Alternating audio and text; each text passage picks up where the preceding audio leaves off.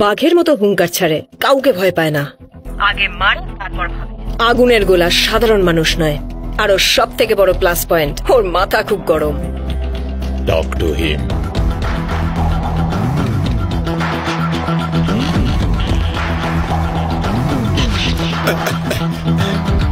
হলোটা কি?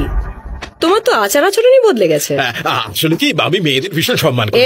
বকবক বন্ধ করো আর বসো। নাম কি? টেরা সিং। Your name? আমি হলাম কিরণ।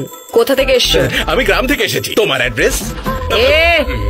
আঙুল কি ধরতে দিয়েছি, তুই তো হাত ধরে টানছিস। যতটুকু ফুটেজ না ওইটুকুই খা।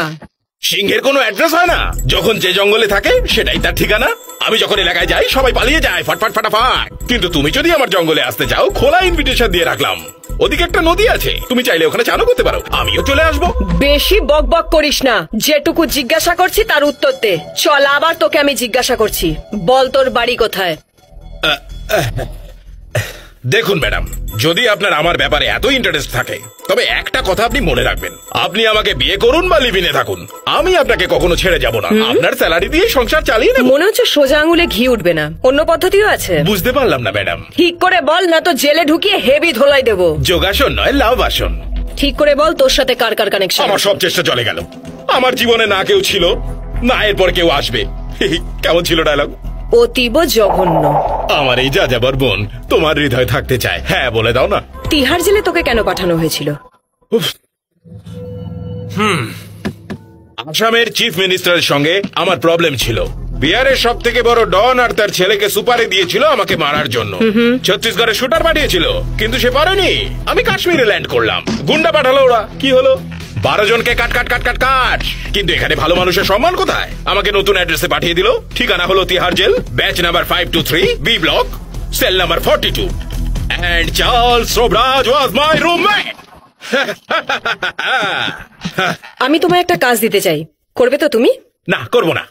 না করলে আবার তোমাকে তিহার জেলে পাঠিয়ে দেব। আরে বলো না, কাজটা কি? বব মার্লিকে মারতে হবে। এই লোকটা আর কি? ইন্টারন্যাশনাল ডন। ম্যাডাম, বস্তিতে 1.5খানা ঘরে থাকি, মেয়েদের সাথে মজা করি, 2 পয়সা পকেটে ঢোকাই, তাহলে আমি কেন বব মার্লিকে মারবো? জানো ওকে মানুষ নয়, শয়তানও। সব ক্রাইমে ওর হাত আছে। রিয়েল এস্টেট, শেয়ার মার্কেট সবকিছু ওর হাতে আছে। He is controlling the whole country with his power. ওর বেঁচে থাকার কোনো অধিকার নেই। পলিটিশিয়ানদের জন্য আমার ডিপার্টমেন্টের হাত পা বাঁধা, সেজন্য আমরা কিছু করতে পারছি না। তুমি কি চিন্তায় পড়লে আবার? কাল রাতে তোমাকে 2000 টাকা দিয়েছি, এখন আমি কিছুই পাইনি। কিছু কি ফেরত পাওয়া যায়? 1000 নয়, কোটি টাকার কথা ভাবো। আমাদের ডিপার্টমেন্ট তোমাকে সাপোর্ট করবে। আজ পর্যন্ত তোমার উপর যত কেস হয়েছে সব মিটমাট হয়ে যাবে। ম্যাডাম, ওকে মারার আগে আমায় অনেক লোককে মারতে হবে। জেমস বন্ডের কাছে যেমন লাইসেন্স টু কিল সার্টিফিকেট থাকে, আমায় দেবে? হ্যাঁ দেব। তাহলে ভেবে নাও খালাস। প্রথমে আমি পিছন দিক থেকে ওর গ্যাংয়ে ঢুকবো, তারপর সামনে থেকে সবাইকে মারবো। আইডিয়াটা কেমন বলো? খুবই ভালো। তুমি আমার সাথে মাঝে মাঝে দেখা করতে এসো না madam? Let's keep in touch. This James bond has your demand. এসেছে তো ফেসেছে।